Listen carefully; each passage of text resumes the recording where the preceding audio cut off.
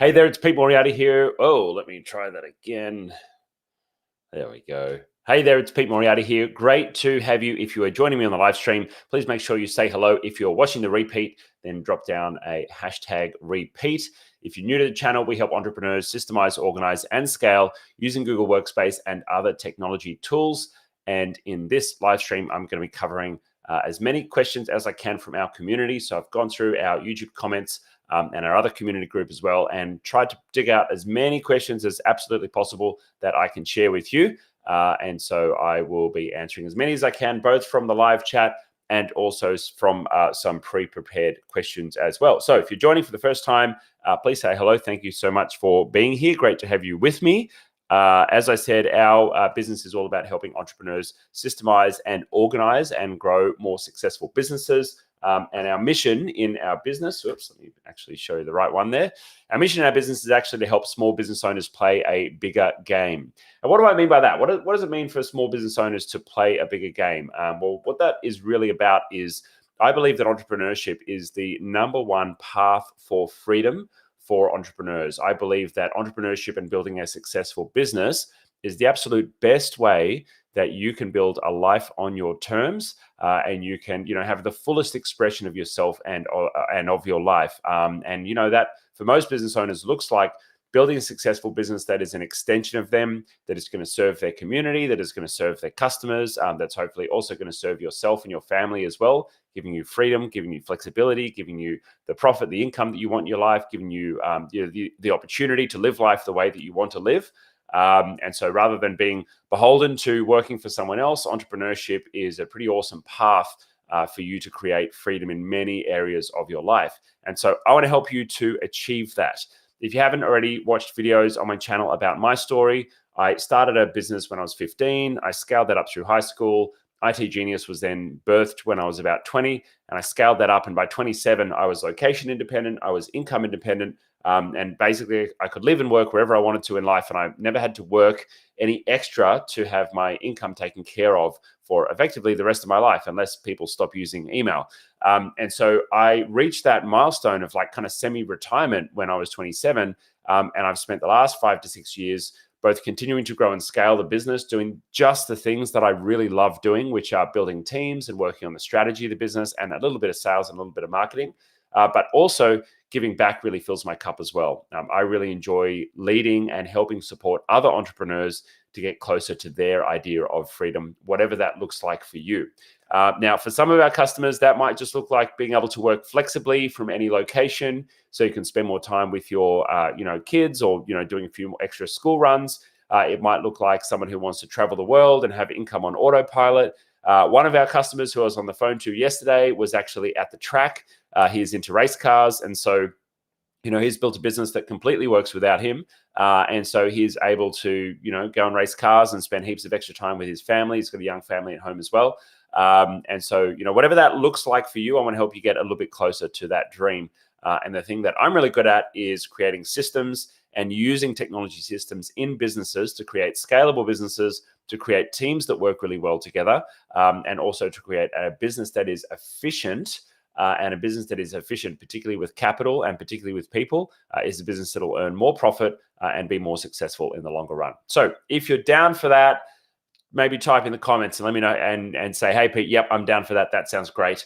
Then without further ado, we're going to get into some of our questions. One more thing. We've got one more thing before we do. And that is, if you don't already know about our growth roadmap, our growth roadmap is how we guide businesses through the different stages of business and the different stages of business and what you should really be focusing on technology-wise based on the area of business that you're in right now.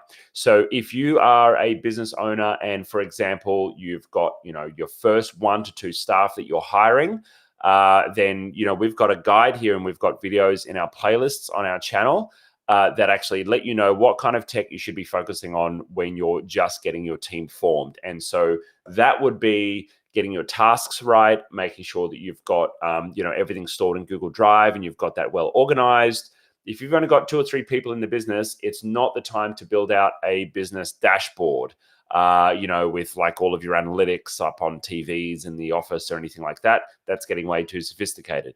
But when you're a business in growth mode or in scale mode, that really makes sense to bring in some solid KPIs for the business as well. One final thing before we get into the questions, and that is that if you haven't already registered or you don't already know about our bootcamp that is coming up, it's actually happening next week. Our next upcoming bootcamp is next week. And this is our basics bootcamp for Google Workspace, teaching you all of the basics you need to know to really make your Workspace account hum. It's only a couple $100. You can bring along your staff as well. But this is basically designed for the business owner that has implemented Google Workspace at some point in time, but you maybe haven't got all of the basics correct. So things like getting shared mailboxes set up, learning how to create the right filters inside of Gmail, making sure that your chat and your meet is all configured correctly, making sure that you've got a good onboarding process, a good offboarding process for your staff, all the things that you may not have come across yet unless you've read through the help guides or if you've had someone kind of show you around the system. So that's what we're basically aiming to do with that. It's a basics bootcamp. To make sure you get the basics right, head along to itgenius.com if you are interested in that. Okay, now we can actually get into the questions. So let's go ahead and get into some questions here. So we have a question from, this one's from Unknown. I'm not sure who actually asked this, but they're asking about conflicted files within Google Drive, and is it an issue? Are conflicted files going to happen in Google Drive, and what can you do about it? This person has asked a question on our YouTube channel, and basically they're in this they're in the stage where they're considering switching from Dropbox over to Google Drive, and they want to check whether or not this will work. Now, fundamentally, Dropbox and Google Drive work in a pretty similar fashion. You've got all your files on your computer, you drop them into either Dropbox or Google Drive, and they're going to synchronize to the internet and be available across multiple computers if you have multiple computers. And then, of course, you can create shared folders, which you're going to be able to share with others as well. But Google Drive does a couple of other things that Dropbox doesn't do. Google Drive obviously integrates with the rest of the Google ecosystem. And so, when you're in Google Chat and you drop a Google Drive file in, it's automatically going to check the permissions before it shares it with that person that you've just chatted to. When you are using Google Drive and you're using Google format documents, you get all of the benefits of being able to do live collaboration and live edits and all of those kind of things. But let's have a look at how Google handles duplicate files. Now, if you're on a Windows machine or a Mac or even on a Chrome device and you literally duplicate a file, you're going to end up with duplicated files. So let me open up my files here. So I'm going to open up my files and, let's go into my downloads. And I've got a bunch of different, pictures and images and other files sitting here in my downloads. Now, if I jump onto this picture of Celeste here, who's one of our sales team members, and I right-click on that file, and will it let me duplicate? I don't know if there's a duplicate option, no, but I can certainly copy and then paste the file. So I'm going to go ahead and paste the file, and hopefully a second one will show up. There we go, a second one will show up. Okay, if you actually duplicate a file like that, you're going to end up with two files. That's just how it is. Oh, look at that. I can even zoom in here to make it easier for you guys to see. All right. So if I've copied a file and created and then pasted a file, that will literally create a second file. That is a duplicate file, right? Pretty straightforward.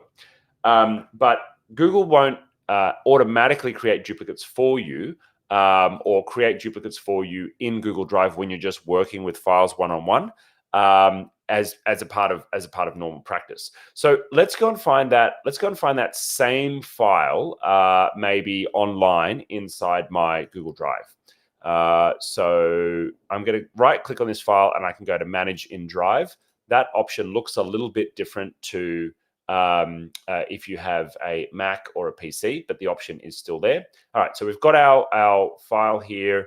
It's opened it up in Google Drive for me. And we should be able to see, is it going to show me? No, I think we're going to go to the folder first, but that's okay. Let's go to the downloads folder and we'll find the actual file in the downloads folder. Hopefully it'll highlight the file for me, or maybe I'll switch to, whoa. Okay, cool. Here we go. We've got the file here. Now, with each file that is inside your Google Drive, if you notice down here, next to the modified date, there's a little icon. And this little icon here is actually the version history of that file. So I can click onto the version history of this file, and it's going to open up and it's going to show me any versions or any changes that have been made to that file over time. Now you can see this is a pretty old file, December 2019, 5:27 p.m. So let's look at some different ways that versions can actually be created for an individual file. So if I was to go back to this file sitting here on my desktop, I'm going to go ahead and let's edit the file. It's an image file, so I should be able to open the file and make an edit. And let's say that I decided to crop the file. Cool. All right, I'm going to crop it, and then maybe I'm gonna.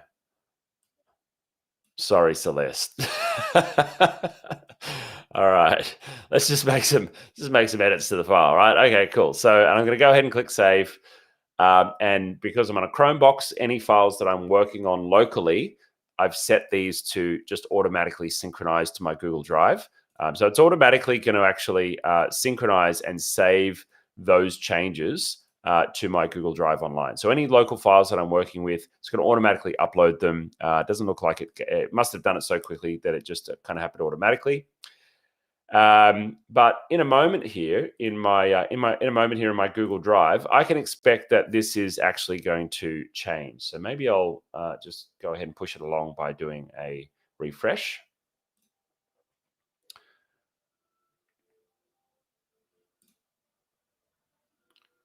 Just wait for this one to open up. All right, it's not updated the thumbnail yet, but let's see if we open up the file. Let's see if the new file has popped up online. There we go. Cool. All right, so we've got our butchered file that's appeared online. And yet, inside our Google Drive, if I go back down to the modified versions, look at this. So we've got version 1, which was the original version from 2019. And then we also have the current version, which is there from today. Now, I can actually, I can click download if I want to download that. I can also click the keep forever button. And you can see here that there's some protocols in place for how long these different versions are kept. And that's right here in the versions window. So older versions may be deleted after 30 days or after 100 versions are stored. To avoid deletion, choose to keep forever. And so this is basically built into Google Drive. When you're working with a Google document, and that is like a Google word processing doc, whether it's a spreadsheet, whether it's a Google Slides presentation, if a document is in Google format, it's going to keep every single version for all time. Doesn't matter how many changes you make, it's going to keep every single version. And if I give you an example of that, I'm going to open up my Google Slides here, and I'll show you like an older, here we go. Let's open up a presentation that I ran recently. Tips on running highly productive teams. Anytime I actually go into the version history, I'm going to go ahead and open up the version history here. It's going to show me every different version of that file. So we've got the main one when it was first created. On the 13th of September, I can see there's a bunch of different edits that were made at different times. And it's going to show me the progression of all of those edits, clicking through different versions, right up to the latest version. I can restore any of those versions if I wish, just by clicking the drop-down option and then restoring this version. Now, that's Google format files, but Word files, Microsoft Excel files, JPEG image files, video files, PDFs, anything that is a non-Google file will fall under this rule. And only a certain number of versions will be kept, and it's up to 30 days or 100 versions.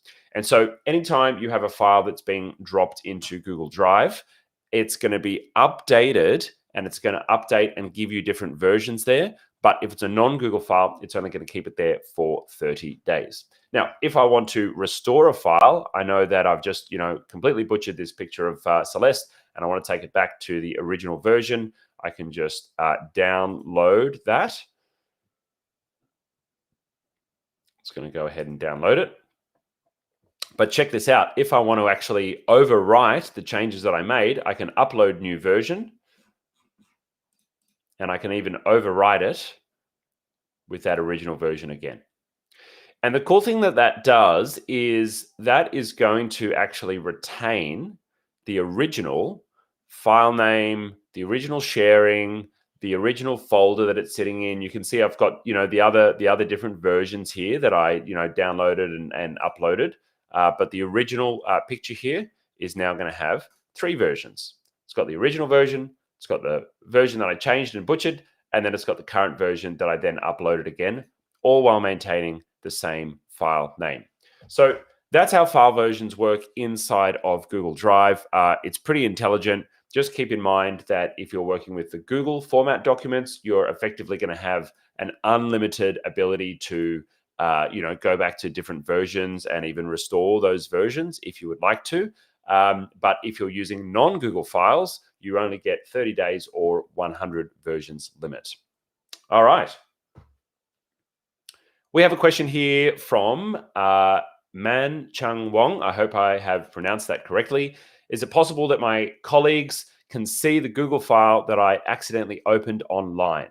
And so I get a lot of these kind of questions, and they're basically questions around what can my administrators see inside my Google Workspace account?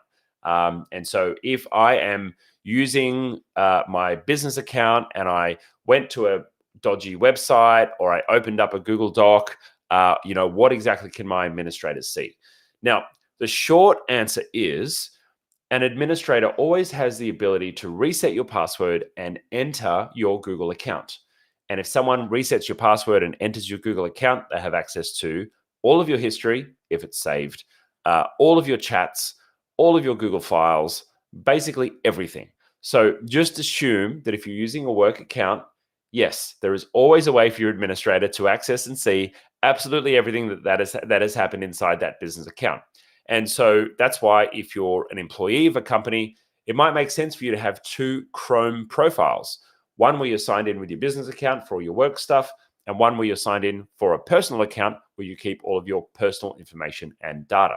Of course, you probably want to save things like bookmarks and history and whatnot for your personal life outside of what you're doing for work and for business. And so it makes sense to have them nicely separated.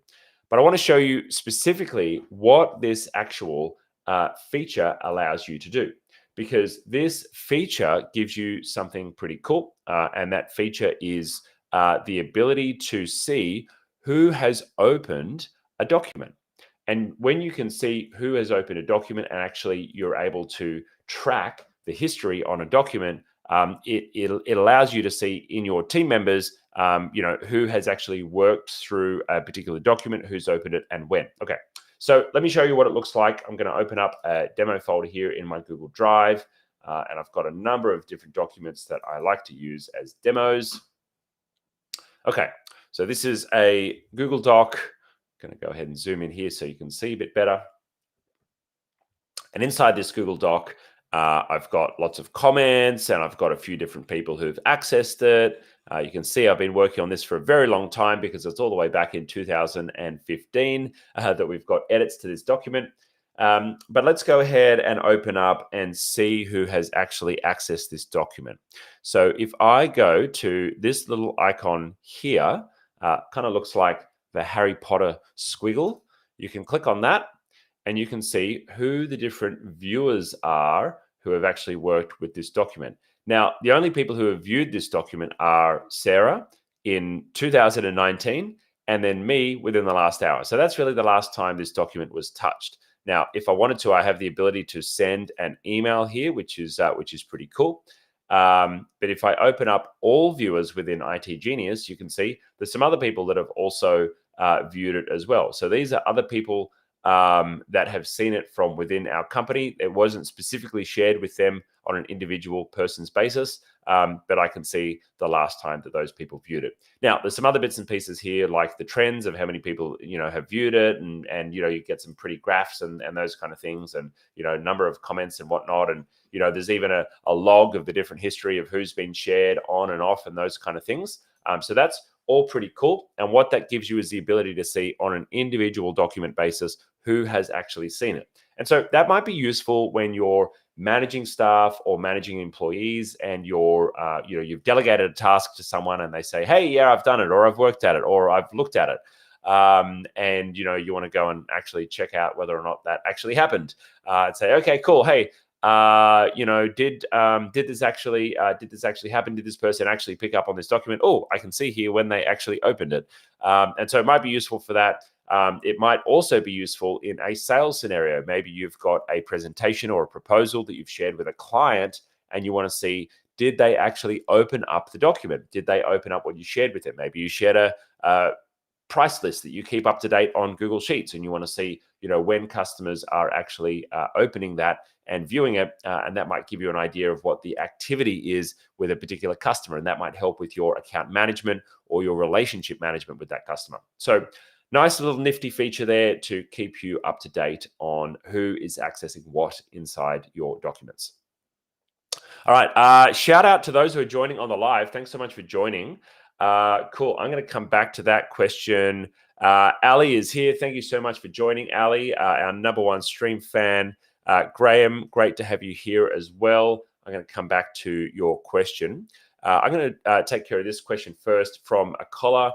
Let me try that again. We have a question here from a caller. Hello, I would like to find out if the owner of a shared drive can restrict other users in the shared drive from viewing content in a folder. And this is a question that we get fairly often. Can we lock down certain folders within Google Shared Drives? Unfortunately, that is not currently available, but it is my understanding that Google are working on it.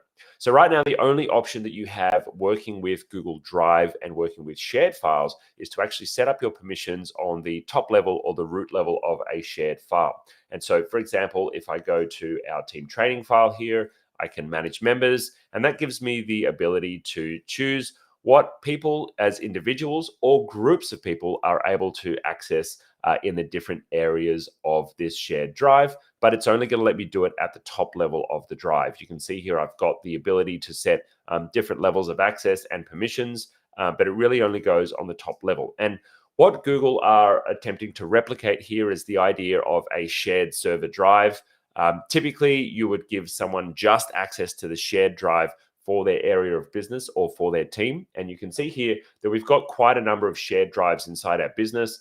We've decided to get pretty granular with who we want to have access to what. And that just means that we have a shared drive for each different area of the business. Now, I cover this in one of our Google Drive videos on our channel, if you're interested in checking that out, on how to get your permissions right inside your Google Drive. And that takes you through the whole process of starting with setting up permissions groups and right through to applying those permissions groups inside your Google Workspace to your individual shared drives as well. And that's really useful to go through that process, because a part of that process is to decide, do you want to stick with basic, simple permission structures, which may be just one group for executives, one group for managers, and one group for the rest of the team? Or do you want to go for what we would call complex or more sophisticated permissions, where you set up a group for each logical area of the business? And my recommendation would be, if you've got less than 10 employees, probably stick to the simple permission structure, where you've just got 2 or 3 or 4 groups, and it's all pretty simple and straightforward. And that's what most businesses do. They'll have one folder for like the business owner, and then one folder for general staff that everybody can access. But as your business grows, it's important for you to start to lock down who has access to different files. You don't want everyone on the sales team to have access to the finances. You don't want everyone in the, the delivery or the support or the, maybe the customer service team to have access to your executive documents. And so that's where you'll start locking things down in different areas of the business. And the easiest way to do that is just to create multiple shared drives inside of Google Drive, until Google gives us some kind of feature where we can lock down individual folders within a shared drive. Now, some customers ask us, well, what if I want to create, what if I then have to create one shared drive per customer or one shared drive per employee? For example, if I want to store project folders inside Google shared drives, or if I want to share maybe, employee files with the individual employees. We can't give every employee access to the HR drive, because then they'd see everything from every employee. And my response to that is, you're able to create quite a number of shared drives before you tap out on that limit. And I'll go ahead and just double check that number. Limit on shared drives in Workspace. How many shared drives can you create?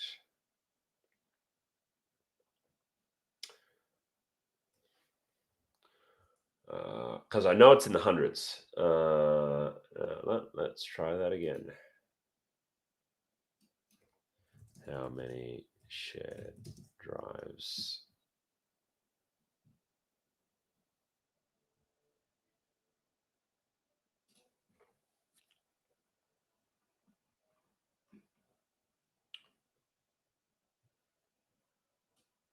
Okay, so drive lists up to 1,000 shared drives in the navigation.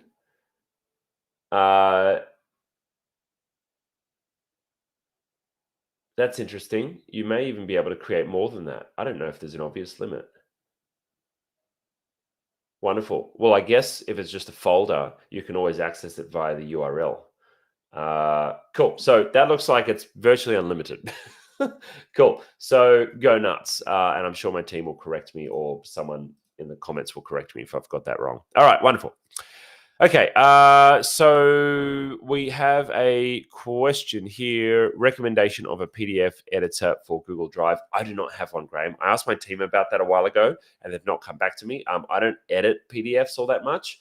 I do know that on a Chrome device, so if you're on a Chromebook or a Chromebox, you can just use, like, there's a built-in PDF, the ability to fill out fields and those kind of things. You can't do full-scale editing like something like Adobe Reader. But I'll come back to you on that at some time in the future. That's a popular question. We have a question here from Stevie. If a person leaves, how do you remove their calendar events, or does disabling/deleting the account automatically achieve this? Great question, Stevie. There's a couple of parts to how I'd like to answer this question. Number one is, anytime someone leaves, you need to have a good offboarding process. And I've got other videos that I've created on how to create a great offboarding process. And if you're interested in coming along to one of our basics boot camps, onboarding and offboarding staff is specifically something that we cover to help you get that right. Now, one of the things you want to do immediately when a team member leaves is to suspend their account, and you can go into their account and actually log them out of all devices, which is going to make sure that none of their devices still have access to any resources inside their account. Now, that process is pretty straightforward. We're going to go first to the admin panel. We're going to go to admin.google.com. We're going to sign in with our account.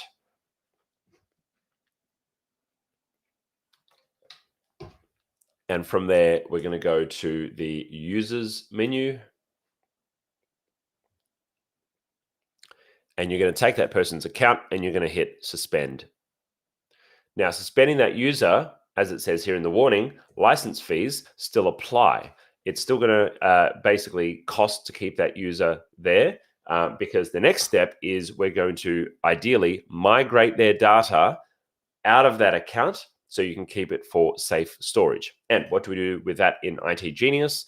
Well, in our account, you can see here, we've got one big account and we call it IT Genius Archive.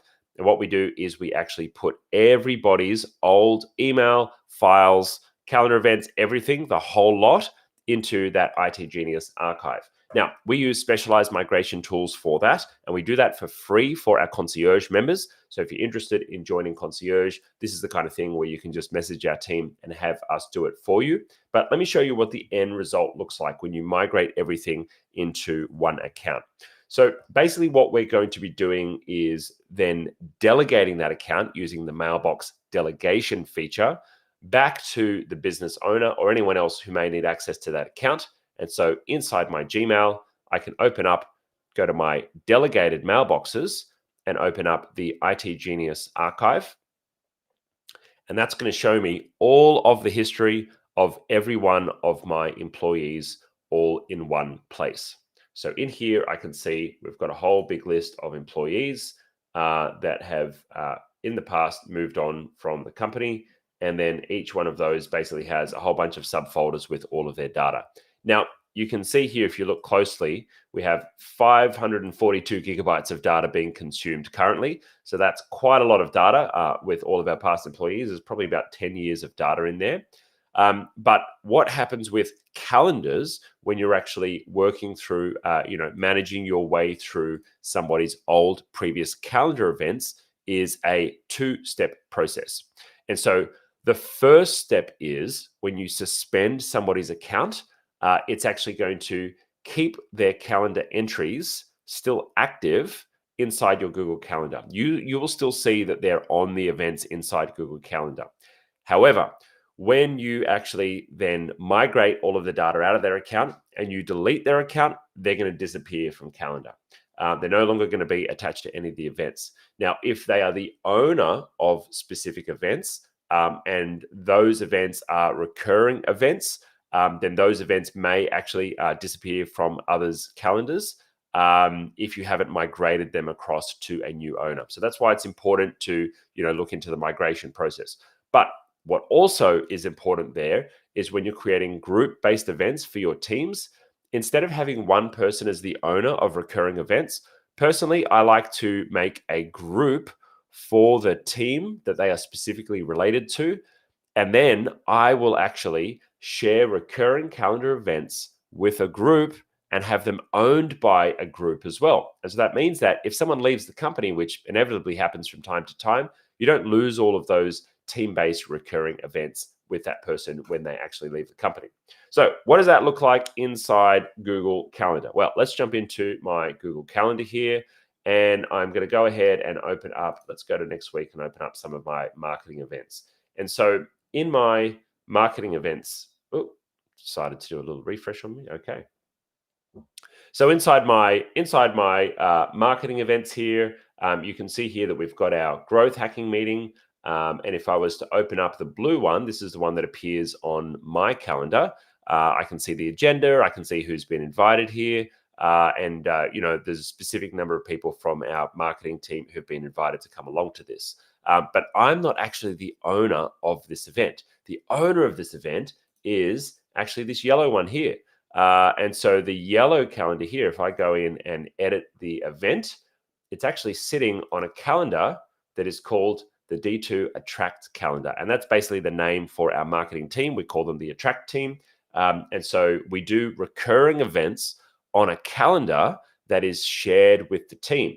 And when it's done on a team shared calendar, it means that, yes, it's going to show up twice on my account because I'm going to see the team event, but I'm also going to see my personal invite there as well. But it means that if Peter disappears or if anyone else disappears on the team, then it's automatically still going to be shared and the event carries on and continues on. Now, you can make as many of these as you like. I can even hide the marketing calendar if I want just by unclicking that. You can see that on the left-hand side here, I've got different calendars for different people and different areas of the business. And I can show or hide any of those as I wish. All right. And wonderful. Cool. Okay. I think that's it for that one. Thanks, Stevie. Oh, and Stevie has given an answer on the PDF editing for Graham. Thank you. Adobe or the Edge browser. Cool. Or there's DC Pro or Foxit Pro. Yeah, I've heard of Foxit Pro. I think that's a very old tool. Wonderful. If you just joined the live stream, thank you very much.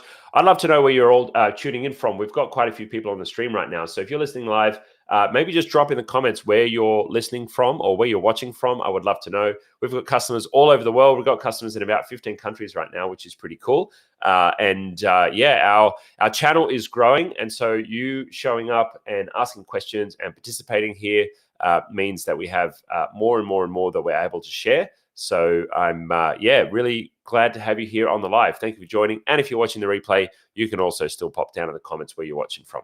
All right. And remember to drop your questions in as we go along. I've got some pre-prepared questions here. I'm going to get through as many as possible, but I'll prioritize any live questions that come through. Okay, wonderful. Let's find my next question. Okay, I already did that one. Okay. So we have a question here from Eric Nygaard, and Eric asks, how would it work for an employee to use in parallel both their workspace account and their free personal Google account, which is a Gmail account, across multiple devices? How easy would it be for both of those accounts to be used on a phone? and they want to use different Google apps for those respective accounts. Now, what this person is asking here is, how do multiple accounts work on a mobile device? And I do actually want to show off my phone, but I don't have it plugged into the desk at the moment, so that's okay. I'm going to go ahead and show this off on my iPad. So we've got an iPad here, and obviously I've got this set up with my Google accounts. And so I can go ahead and open something like, for example, Google Slides. I'm going to have to exit the presentation so you guys can see what I'm working on here, but that's okay. Let me try that one again. Let's see if we can get this one to show up.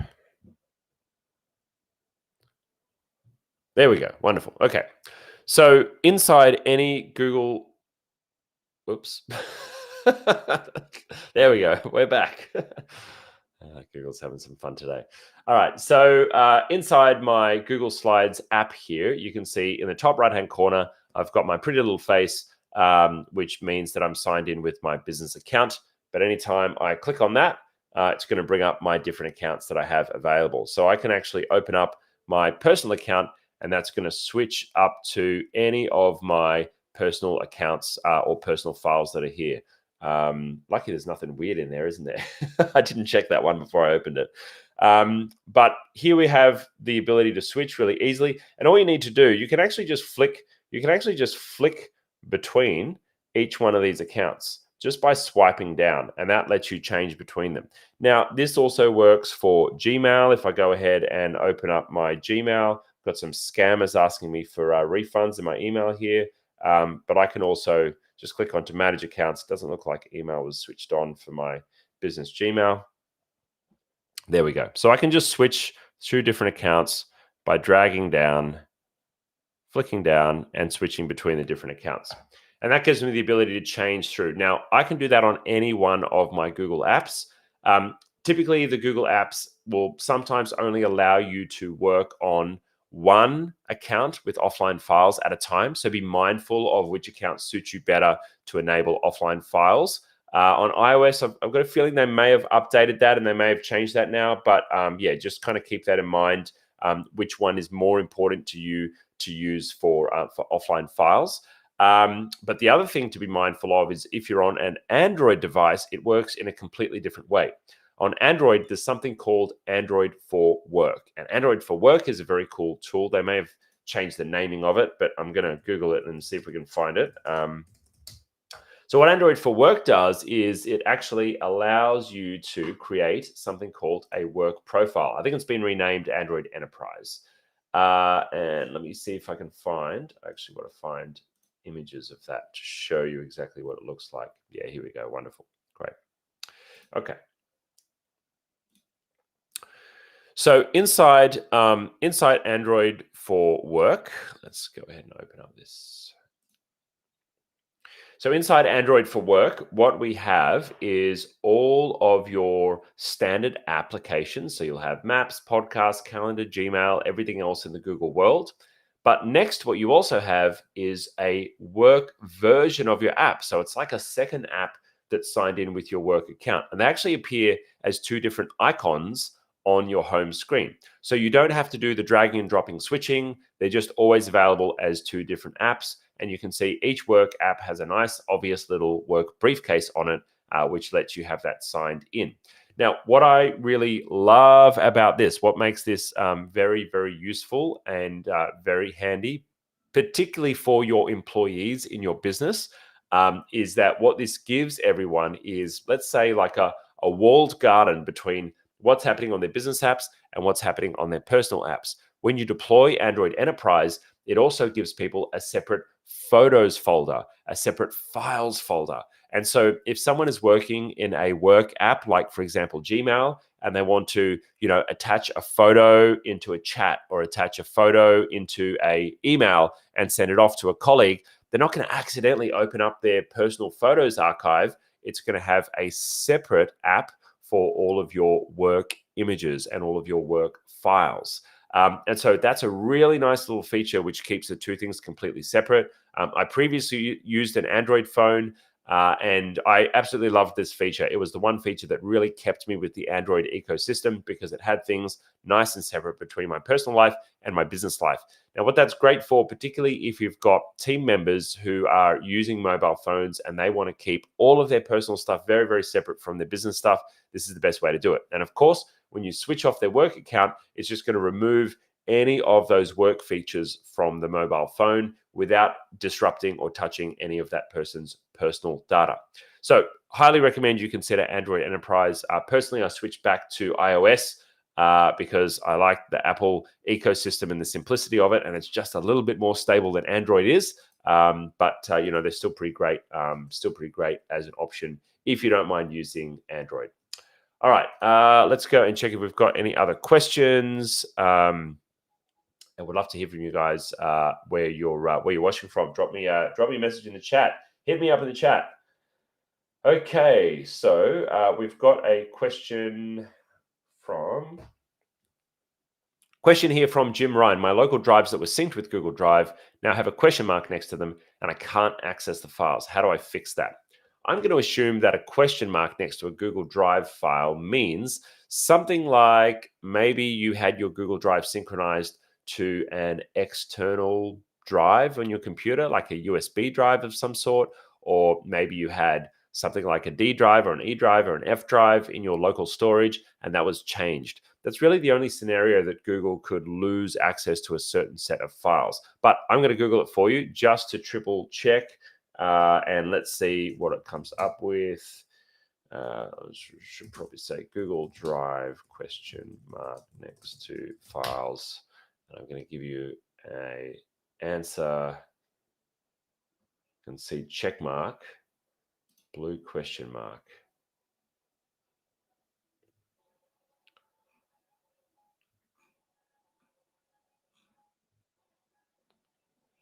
Oh, I see. Okay, cool. Gotcha. So what this could potentially be is somebody who is currently using the new version of Google Drive. All right, let's do a little history lesson. In the past, Google Drive worked like something like Dropbox. And Google Drive would basically synchronize a local copy of all of your files to online. Anytime you put a file in there, it would synchronize back and forward. But what ended up happening was Dropbox and Google Drive folders got really, really big. And so what we would have to do at that point in time was to choose something called selective sync. And with selective sync, we would have to choose which folders we would want to synchronize down to the local desktop and which folders we would want to keep online. And that looked something like this. So selective sync in Google Drive. Let's see if I can find some images about it. Yeah, here we go. So you would actually literally be like ticking and unticking boxes to choose which files or which folders you had showing up on the local desktop. Then Google did something magic, and they created this app called Google Drive File Stream. And Google Drive File Stream did something pretty cool. It created a virtual drive on your computer. And that virtual drive on your computer basically allowed you to see into the whole of your Google Drive without having to do any selective sync. And it was basically just a trick. It was tricking your operating system, whether you were on a Mac or a Windows PC, to see everything inside your Google Drive. And that's how things still work today. So if I, for example, open up on my local computer, I'm going to go ahead and open up my Google Drive here, I can see every single file inside my drive. And there are hundreds and hundreds of gigabytes, if not terabytes, inside my drive here. I also have all of my shared drives, which is every single file right across the whole company that I manage. And so every single one of my files are right here. Now, is every single one of those files on my local desktop computer? No, they are all online. But anytime I go to open one of those files, if I open the downloads folder, it's going to automatically, on the fly, download those files as I open them. And it does this very quickly because we have fast internet connections now, and it's able to cache some of those files, which is like it pre-downloads some of them, some of the ones using AI that it thinks maybe we're going to want to access. So let's bring it back to this person who's having the problem with their files, and they're seeing a question mark around the drive that is sitting on their computer.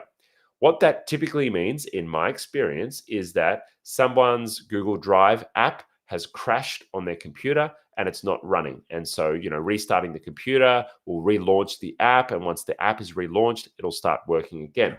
And there's a little telltale sign here that this person doesn't actually have a visible Google Drive app sitting in their app drawer at the moment down here. So what's probably happened is the Google Drive app has crashed or quit or switched off, or maybe it was running an update and it stopped.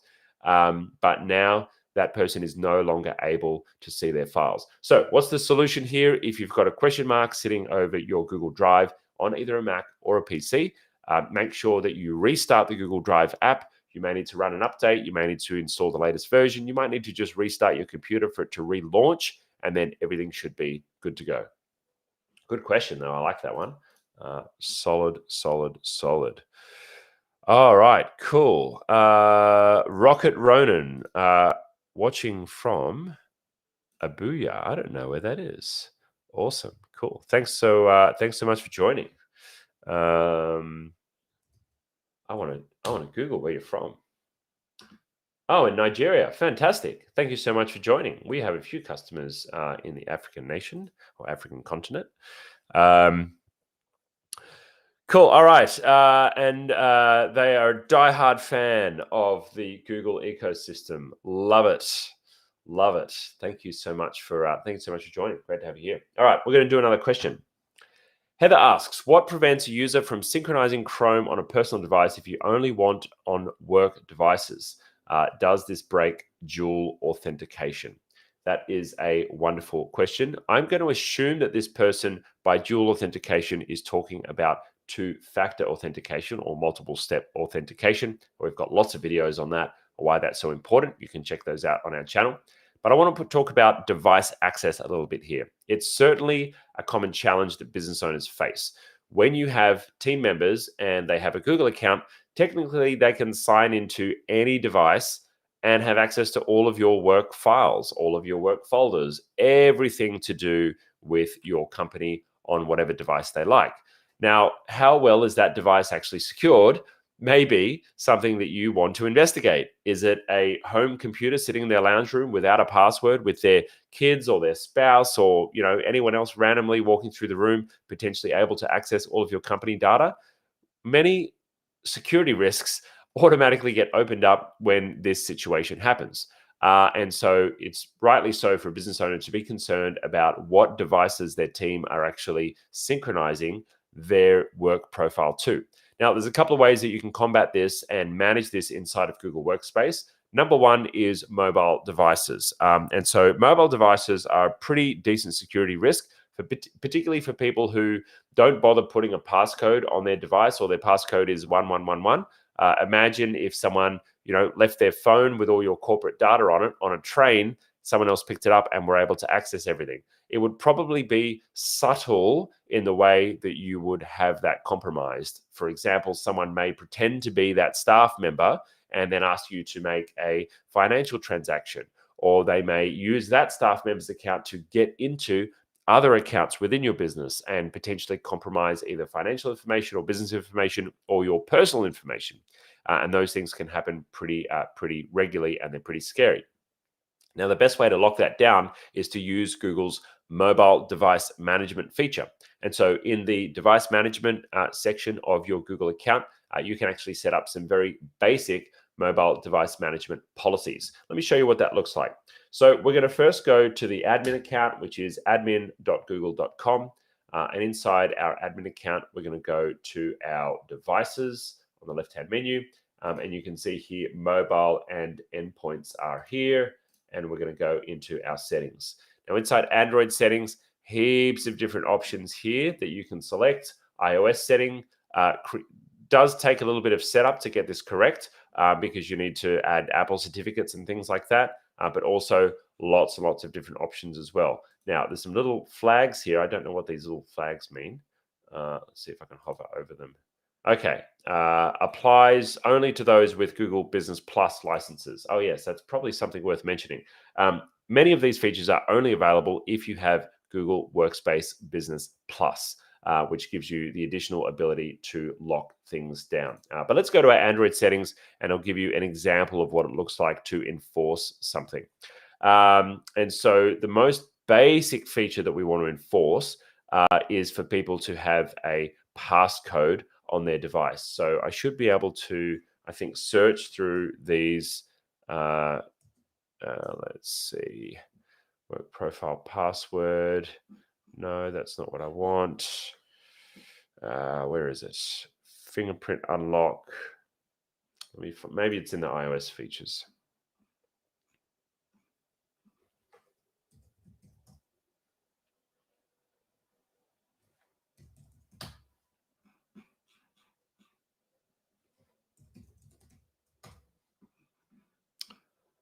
I can't find the exact one that I'm looking for.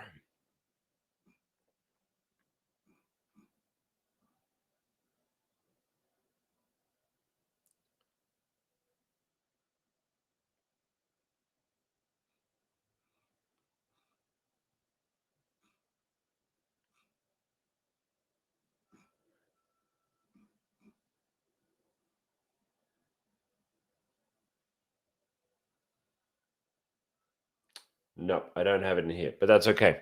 Let me see if it's in general settings. No, it's not. That's okay. I'm confused why I can't see it here. But you basically have the ability to lock down, fingerprint unlock. All right, you get the idea. Cool. So here you have the ability to switch on or off fingerprint unlock. There's also the ability to set things like policies around the complexity of passcodes, how often passcodes need to be refreshed, and all these features are here. We'll have our editors edit in this, and it'll go up on the channel in a couple of weeks on where all of the extended options are. I don't want to waste too much time trying to dig around in the settings here. Yes, but that's the mobile side of the authentication there. Now, secondly, there's something important that you can do, and that is actually locking down user authentication on new devices. So anytime someone signs into a new device, you can actually set something called an administrator approval. And in administrator approvals, what you can do is you can actually set Google Workspace to send an administrator an approval anytime someone signs in on a new device, effectively locking them down from being able to access something like Google Drive or a Chrome login or anything else. And so these are hopefully a little bit easier to find. Let me open up here. I'm going to search for approval. Okay, and here we have device approvals. And inside device approvals, you'll see here, if we had this enabled, it would actually list out the different devices that are looking to be approved. So I'm going to go to all devices here.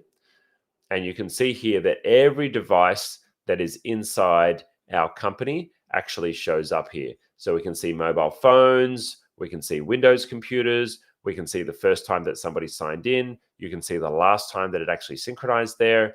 And what that allows us to see as administrators is every single device that someone actually has things connected to. You can also, using more advanced features, connect Windows machines and Mac machines now to the Google ecosystem and actually start to set some basic policies on those as well. But that will be a video for another day. Great question here. Okay, cool. We've got more questions that are coming through. Cool. How can I offer product ideas to Google? Great question. Google have, I think it's in their help forum, an ability to give feedback, which goes to product managers. They're obviously going to take that in aggregate form. We from time to time do have contact with Google directly, and we do speak to their product managers directly. But typically, the only thing that's really useful for Google is the aggregate of many hundreds and thousands of people's feedback. And so just keep that in mind, that any feedback you're giving, they've got literally billions of users on some of their platforms. Gmail has over 2 billion users. And so what they're looking for is the aggregate trends of feedback rather than individual one-off feedback. Cool. Okay. Are Google Workspace apps different from regular Google apps? Great question. Who has created the Google Workspace? So basically, anyone who has access to your domain name can create Google Workspace for your company. Anyone can sign up for Google Workspace and they can basically use any domain name they want, but it will be inactive until you actually verify your domain. So you need to use a feature of DNS to verify your domain. And once you've verified your domain, then you're able to create your account, have emails coming and going. And of course, you need to make the appropriate DNS changes for that to work anyway, for emails to come into your domain. Now, how do those apps differ from regular Google apps? Well, most of them now work pretty much exactly the same, whether you're on Workspace or whether you're using a personal consumer Gmail account. If you're using Google Keep, if you're using Google Docs, if you're using Google Drive, if you're using Google Calendar, most of those features are going to work pretty much exactly the same across different apps. You can just swipe down between your different accounts and access those on your mobile device. Or if you're working online, you can switch between different accounts right in the browser. Now, the thing where it gets a little bit interesting is where we start to go into the realm of Google's home automation products like Google Home, Google Wi-Fi, and Google Assistant. There are many features not available for Google Assistant and many features not available for the Google Home management ecosystem for Google Workspace accounts. And so, unfortunately, even though I do recommend having a Google Workspace account for your personal files to look after your calendar and to look after all of your personal family affairs, it's a safer account security-wise. Unfortunately, that leaves you at a bit of a disadvantage when it comes to home automation because you can't use Google Nest with a Google Workspace account. A lot of the integrations don't work, and even asking my assistant to look for things on my calendar and read them out to me won't actually work with a Google Workspace account anymore, or they don't work in Australia still. I think they're apparently released for the US market, but we still don't have access to them here. So you don't get to use every single feature when it comes to the consumer and home automation side of things, but inside a professional Google business account for Google's core apps like Gmail, Drive, Calendar, Docs, Keep, they all work perfectly fine, and the features are exactly the same, whether you're using a personal Gmail account or a Google Workspace business account. Okay. Someone asked, how can I get Google Workspace Business Plus? You can upgrade from your admin panel. You just go to your account settings inside your admin panel. Otherwise, if you're interested in working with a reseller like IT Genius, then please drop us a message. We would be very happy to help you out with your business. We'll do a little bit of an audit on your account. We also have access to discounts that are not available to the public for Google Workspace licenses. So if you're interested in working with us, doesn't cost you any extra because we buy it cheaper than retail and we sell it at the street price or sometimes below. Then go ahead and chat with our team. And if you've currently got a Workspace account, doesn't matter if you've already got an ongoing relationship with Google, you can actually transfer your licenses to IT Genius and you get a bunch of free goodies from us. So click on the link down below if you're interested. Our transfer in billing offer is available to any business users anywhere in the world who have an active Google Workspace account. And there's more information on that page. Rocket Ronan, Gmail is 40% of the email market. Yes, I would say even more. I cannot tell you who told me or how I found out, but I've been told that it's more like 50 to 60% of the world's email passes through either Gmail or Google Workspace servers. And it's long ago enough that I was told that I can share that on a public stream. But yeah, it's literally a massive, crazy market. Maybe the team will put that up in a Google short. All right, cool. We're going to go on to our next question. What kind of Office works on a Chrome device? I had Microsoft. They're a monster that destroyed 3 computers. Okay, well, if you're working on a Chrome device, you have multiple options to access Microsoft Office. You can either use the online programs, and so if you're using the web versions, which are not amazing, you can use those online. You can also use, number 2 option is the Android versions of Microsoft Office.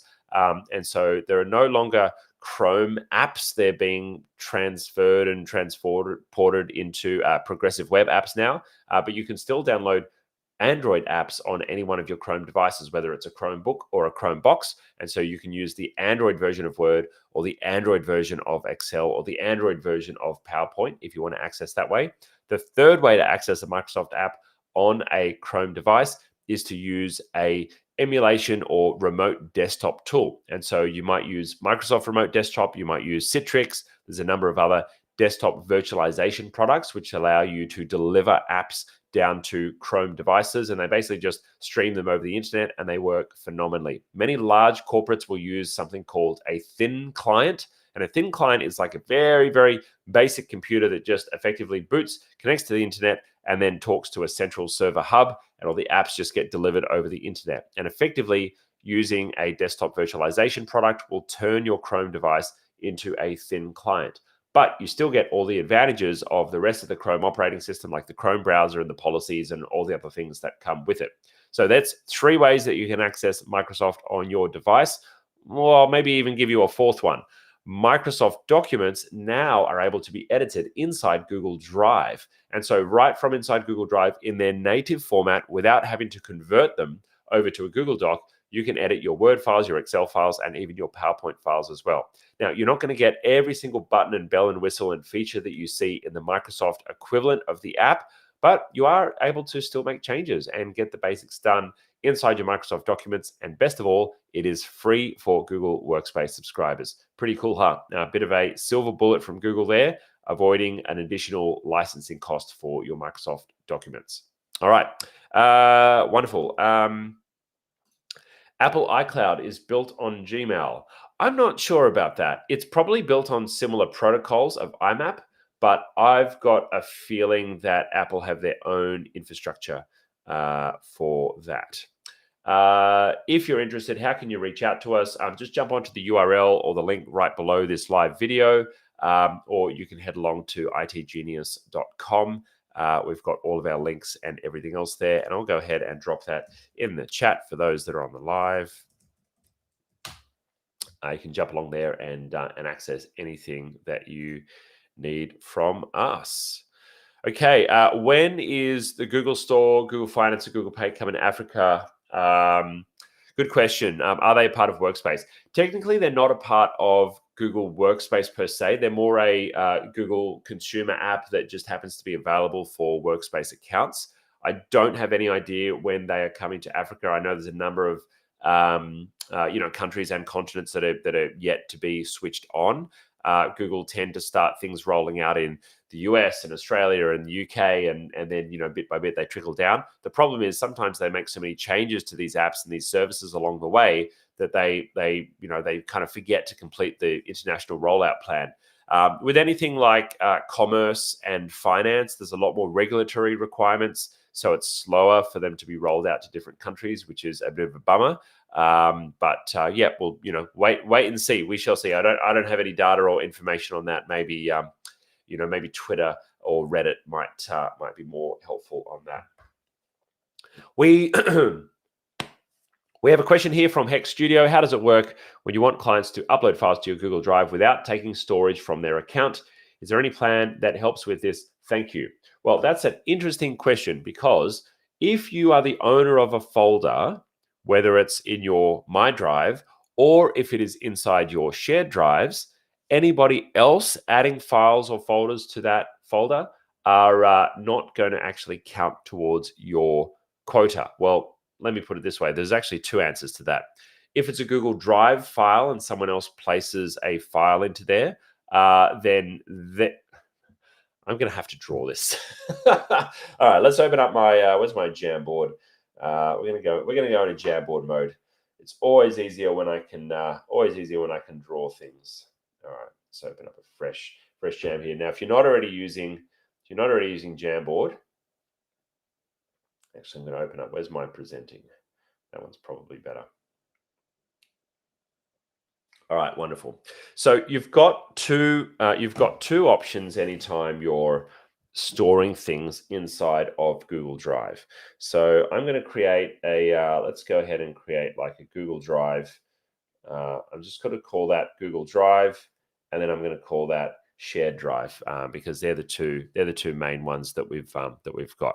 Okay, cool. So inside my Google Drive, if I create the folder, right? Let's say Peter Moriarty is the owner of this folder, right?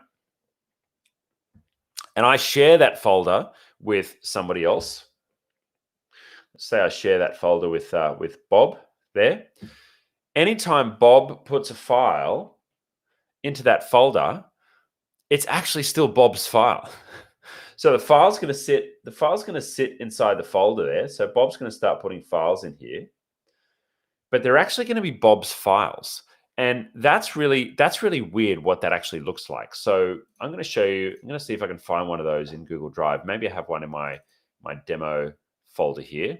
So you can see on all these files, me is the owner. Okay, let's try and find some others. I'll go to my Google Drive.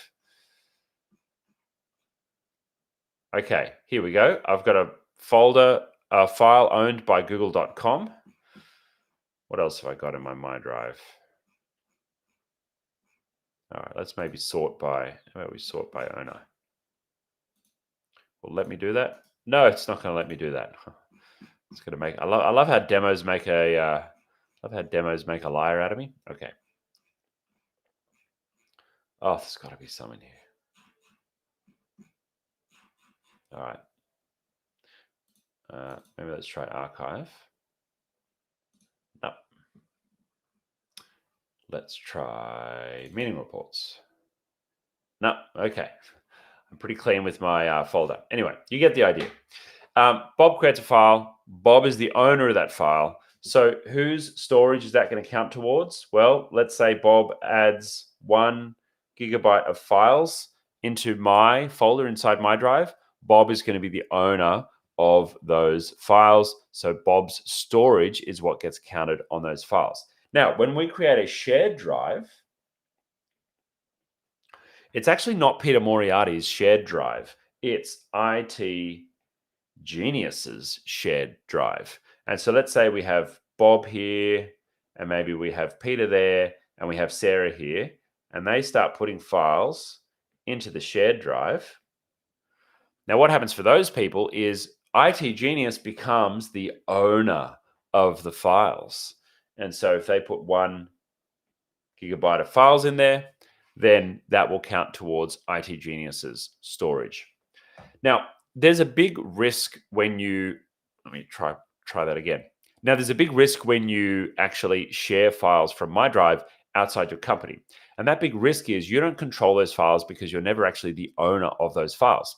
And so when somebody places a file into, or a folder even, into one of your shared drives from your My Drive, oh, let's not use the shared drive terminology. If it's a folder in your My Drive, that is going to actually still be owned by someone else, and they can delete that at any point in time. And what happens often is someone will be, maybe a virtual assistant, or they're a contractor, or someone who's outside your business, or maybe you started your business and you didn't set up Google Workspace properly, and people are still using their Gmail accounts inside your business, and they put files into that folder, and you own the folder, but you don't own the files inside the folder.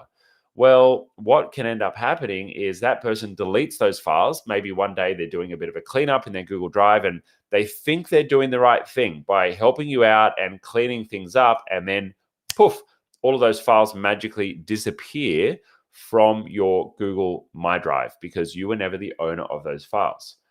The solution is to use your shared drives. Shared drives is what we want. Shared drives is the future. Always, always, always, always, always shared drives. Because anytime someone drops a folder or a file into a shared drive, it's automatically going to be owned by the business. The business then becomes the owner of that file. And when the business is the owner of that file, the other person doesn't have the ability to delete that file or remove it from the shared drive unless you give them permission. But shared drives, much, much better way of doing things. And I hope that has been helpful for you. Wonderful. Okay. Next question. I use a lot of free and open software, OpenOffice, Thunderbird, and other applications. Can I still use them with a Chromebook? Unfortunately, the short answer is no. Thunderbird, Mozilla, any other applications that you would normally install on a Mac or a PC are not available inside a Chrome OS device. That's basically because it's a completely different operating system. It's not a Mac, it's not a PC, it runs its own Chrome OS. And effectively, what Chrome has been designed to do is to give you a Chrome browser, which operates really well, a file browser, which lets you work with files and do the basics of working on a computer. But apart from that, it is pretty much just designed to access the internet and web-based applications. So streaming games, streaming apps from different app servers, using progressive web apps, which is a format of effectively online apps, but allowing them to use a few local resources. Pretty much a Chrome device is designed for online work. Now, it's not to say that you can't do anything offline. You can still use files offline. You can do plenty inside of Google Drive and the Google ecosystem offline, but you can't install any app that you want to. You can't install Steam for Windows or Steam for Mac, although there is a Chrome version coming along at some stage from Steam. But you can't install something like Microsoft Office, the Windows or the Mac version, onto a Chromebook. That's going to be different as well. You'd need to use the Android app version. So Chrome gives you lots of opportunities to get different kinds of work done. If you're doing graphic design work, you might choose to use Canva instead of using something like Photoshop from Adobe. If you're using or if you're looking to do video editing work, well, you might choose to use an online app rather than using an app on the Chromebook, although there are some video production apps making their way to Chromebooks sometime soon. But for Mozilla, right now, there's no option for those to work locally on a Chrome device. Unfortunately, you're out of luck. But I'd also ask, why are you still using them? Who's still using Mozilla? Who's still using Thunderbird? IMAP and the ability to connect to online email hasn't really changed much for Mozilla in a long time. And that's just because of the, basically the outdated protocols that are being used there. Web-based email applications like Gmail and even Outlook as well are way, way, way more sophisticated in the ability to work because they work in the browser and more features can be built out. And by golly, they have been built out over the past 10 years. So my strong recommendation would be for any old email addresses that you have, forward them to a Gmail account and then use your Gmail account for absolutely everything moving forward. But you're on a Google Workspace channel, so what answer are you going to expect to get from me there?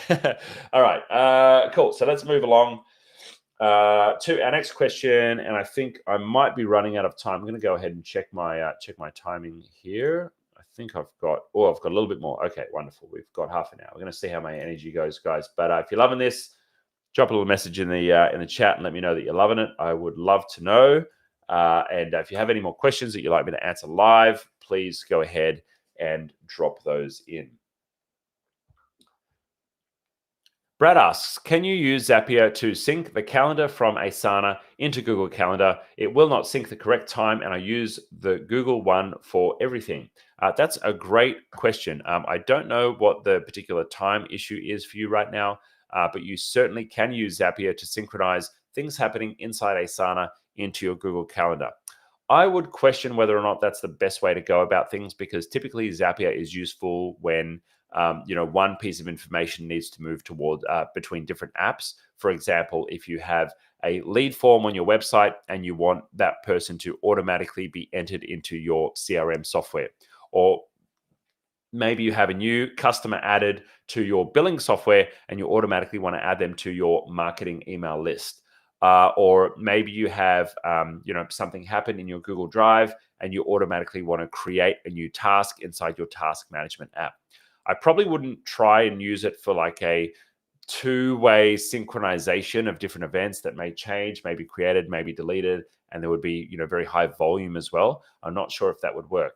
But if you haven't already found the feature, there is a pretty cool feature inside Asana to automatically synchronize all of your tasks into your Google Calendar just by subscribing to your tasks from Asana. So let me show you what that looks like.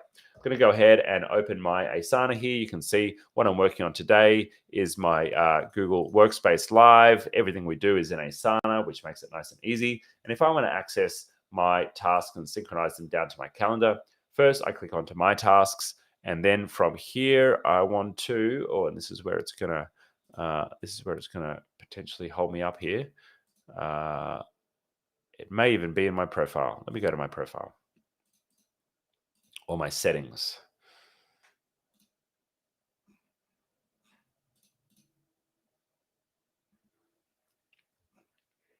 This is where things get changed, or I need to go and find them again here we go. All right, found it. Okay, cool. So starting from the top, I'm going to go into my tasks. I'm going to click on the little arrow next to my tasks, and I'm going to click sync to calendar. And you can see here we've got either Google Calendar, or you can use a generic iCal link as well. I'm going to go ahead and copy that link. And thankfully, it's not the full link, so you can't actually grab that. And I'm going to go to my Google Calendar here. I might actually hide my screen while I do that so no one can go ahead and steal that. But I'm going to drop it into, I'll show you exactly where you need to go first. So we're going to go to my calendars here, and then down to other calendars, and we're going to click the plus button, and we're going to find from URL, and then I'm going to go ahead and paste that in there. All right, and then I'm going to click add calendar.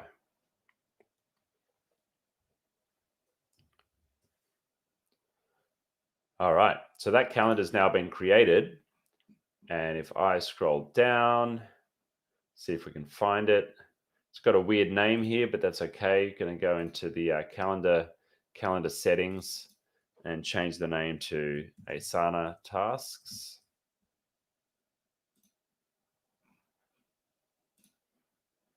Here we go. Ta-da! All of my tasks begin appearing inside my calendar. I have everything there. So that's how you synchronize your Asana tasks into your Google Calendar. They update fairly quickly, and they bring all of your tasks down as you need them. Very, very handy feature. All right, wonderful. Great question there. Do we have any more live questions? No, we're still going well. All right, can't believe it. We're getting through these. We're nearly there. All right. Question here, can Google be used now for email marketing and to send bulk emails with templates to external users, for example, to customers?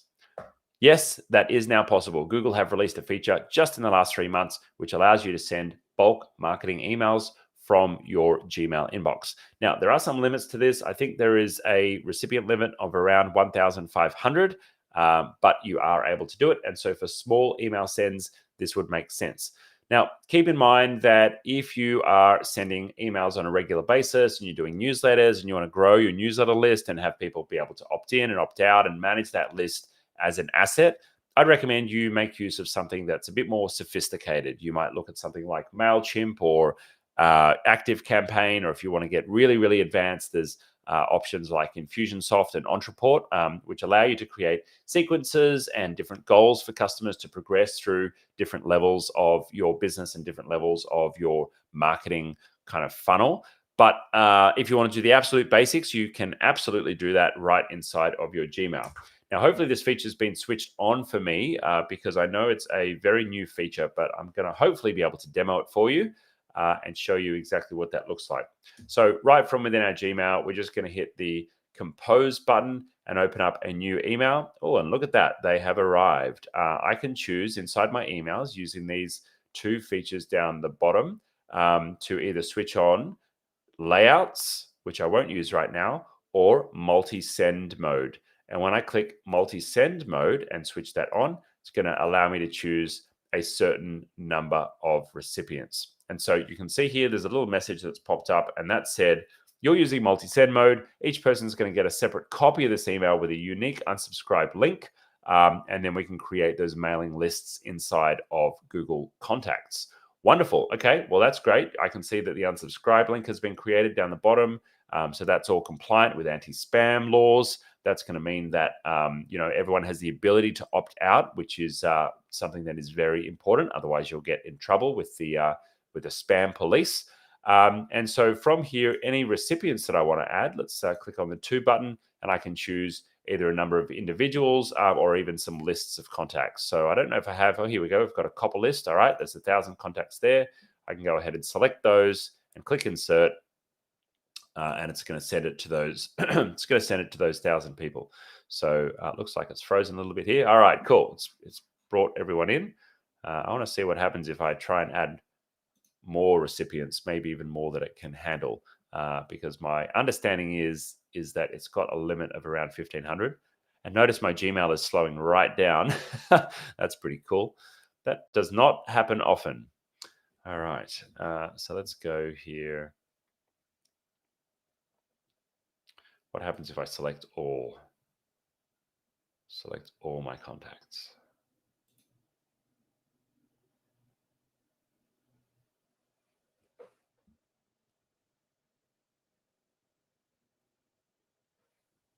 Even the fan on my poor little Chrome box is whirring away.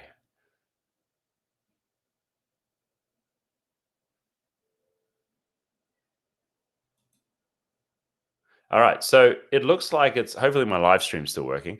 It looks like it's actually added a couple of thousand people in there, which is lovely. So we choose a subject.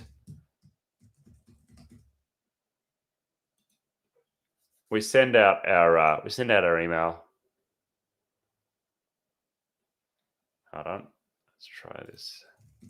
We put in our text, and then we can choose to send that off. All right, I'm actually going to pause out of that demo because it's slowing down my machine, and I'm worried that it might affect my stream. So I'm going to jump out of that. Wonderful. Okay, cool. So we have a question here by Graham. I'm intrigued by the extensive security settings at the Chrome device settings for users and browsers. Can I briefly elaborate on this? Absolutely. Let's go and review some security settings. So users and browsers. So our main tools for Chrome are inside our Google admin panel. So you go to Google admin, and from Google admin, if you go down to devices and then Chrome and then settings, going to give you the ability to manage a bunch of different settings. Now, I'm going to give you a very brief overview here. These are the kind of settings that we cover inside our Google Workspace Bootcamp. So if you're interested in learning a bit more about actually configuring these for your business and some of the ones that are the most useful, I'd recommend you come along to a bootcamp. But what these settings effectively allow you to do is both deploy policy to the user session in Google Chrome. So that's like the user settings, anywhere someone signs in with a user account, or to apply policies to devices. And devices are on a device level for any managed devices. So if they're a Chrome-based device, they need to have a device license, device management license. They need to be enrolled into your Workspace account. But that gives you the ability to control pretty much any feature you can think of inside a Chrome device. And there's all kinds of amazing things that you can do, like create kiosk mode and signage and lots of different options there. But let's focus on the user and browser settings, because these are the ones that are most relevant, because these are going to work on any computer inside your Google Workspace ecosystem, as long as they are signed into Google Chrome. And so that's why it's important for you to have a policy inside your company that every single user signs into their Google Chrome profile using their business account, because then all of the correct policies will be enabled. Okay, so all kinds of different features here. You can do things from, requiring enrollment to, website security settings. You can choose how long browser data is kept. Like, you can really go super crazy granular. I try and support small business owners as much as possible. So I'm going to share with you a couple that I think are really relevant to small business to make things easy. One is to actually have managed bookmarks. Oh, that's interesting. Hasn't shown up here. Okay, let's try again. Maybe it's called sites. No. Okay. I usually like to. Gonna have to go through this manually now. What this allows me to create is a set of websites. There are so many settings here. It is completely overwhelming. Okay, let's try search for managed bookmarks. Of course, I'm sure they've. I'm sure they've bloody renamed it now.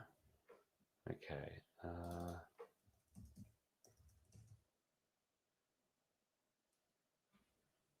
Well, there was a feature. which allowed us to have a set of bookmarks that everybody got access to. And now I can't find it, which is a pain in the butt, but that's okay. I'll show you some other ones that are pretty cool. So on startup here, you can choose the startup options, things like what do you want people to have as their homepage? What do you want people to choose when they open up a new tab? You can set the defaults, like, for example, when someone opens up a Chrome browser, do you want them to always open the last session that they had available?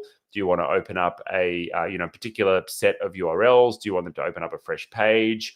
Or do you want them to be able to choose themselves? Most of these options will kind of allow the user to decide, and then have an option for you to enforce a rule. And these go top down. You can see there's different organizational units here on the left-hand side. And so if you want to create different groups of staff, add them to different organizational units, then you can do that and apply different policies to different groups of staff. So if if you're big enough to have different teams, you may choose to have a different set of bookmarks for different teams.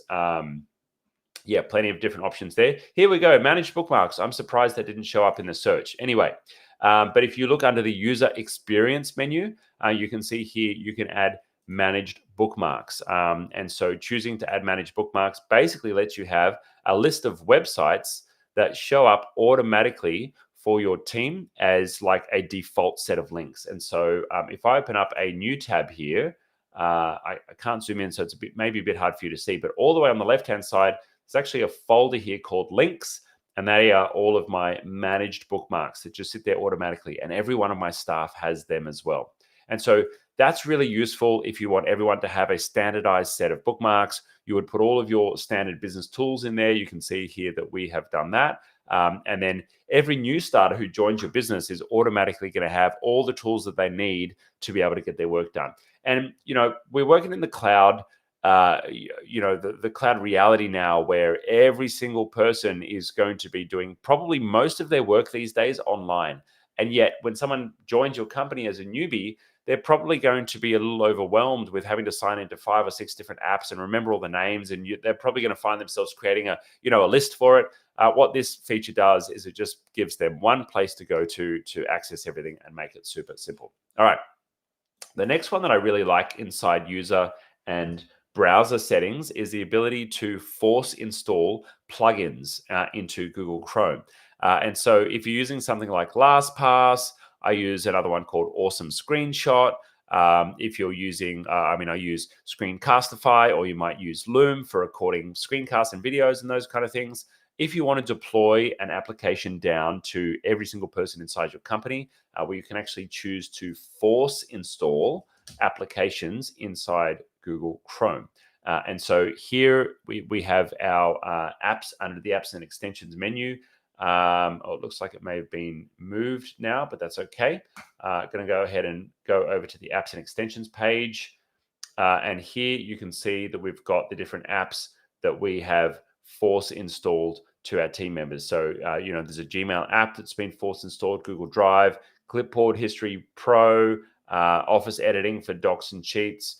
We've got lots of different options there. I'm not sure why LastPass is not there, but maybe we've done that via a separate policy. Oh, page 1 of 2. There we go. LastPass, AdBlock, Screencastify have all been added there as well.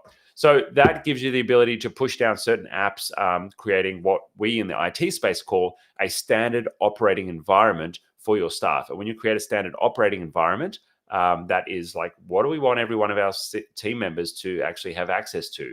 What do we want everyone to open up to or wake up to when they actually access their machine. So if you're interested in rolling out any of those policies, there's 2 ways that we can help. Number one is head along to a bootcamp, because we go into a little bit more detail and actually guide you through setting them up in the room. Our bootcamp is all about helping you to implement in the room. We are literally 1 week away from our next bootcamp, and it's going to be our last one for the year. So make sure that you jump onto that if you're interested. Amazing way for you and your team to get up to speed with all the basics of Workspace that you should implement as an administrator. But if you're interested in just having someone do it for you, then you should consider our concierge program. Amazingly affordable. Basically, you get a highly trained virtual assistant for your Google Workspace account. And for any of these administration operations, you can send a message off to our team, ask them to help you out with something, and they will get you helped out. Cool. All right.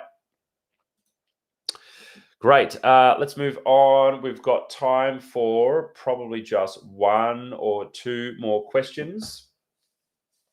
Andrew asks, will Chromebooks run Dragon Speaking Premium in type-to-text software, which I've already purchased?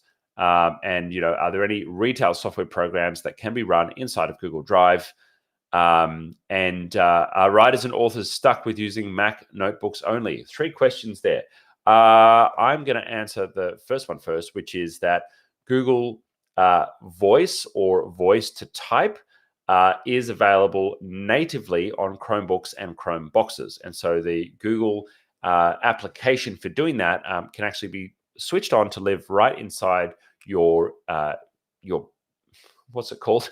Right inside your task menu. So let me show you what an example of that looks like. So I'm going to go to, I feel sorry for my editors who have to clean up all of these things. Sorry, guys. Okay. So doc.new, I'm going to open up a document here, and I'm in my Chromebook, and inside my Chromebook, oops, let's bring you guys to the right one.